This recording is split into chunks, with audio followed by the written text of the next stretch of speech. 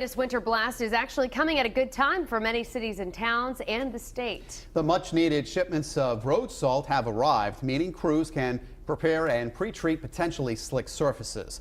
Eyewitness News reporter Jared Kleiner continues our pinpoint weather team coverage tonight from the Providence Mobile Newsroom.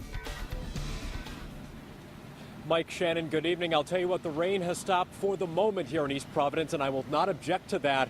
But in other news, DOT officials say they have not allowed themselves to be fooled by the spring temperatures of late.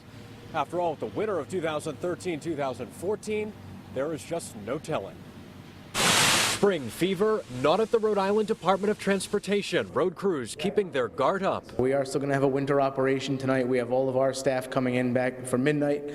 So we'll get out and start treating all the roadways that at that point will still just be wet. But we know the pavement forecast and the air temperature, they're going to freeze up if we don't treat them.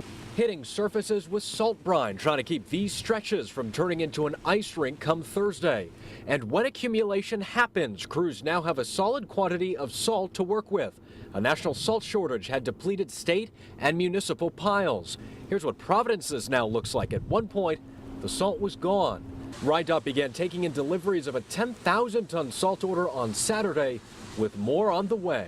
That's going to take about 7 to 10 days to get fully received. But we also had, materials still in our piles, not very much, but we were able to get some in the weekend before. We were able to pick up about 5,000 tons.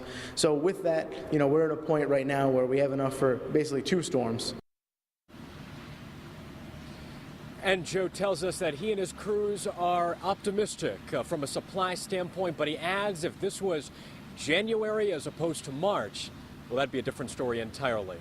Live in East Providence with the Providence Mobile Newsroom tonight, I'm Jared Pletter, Eyewitness News.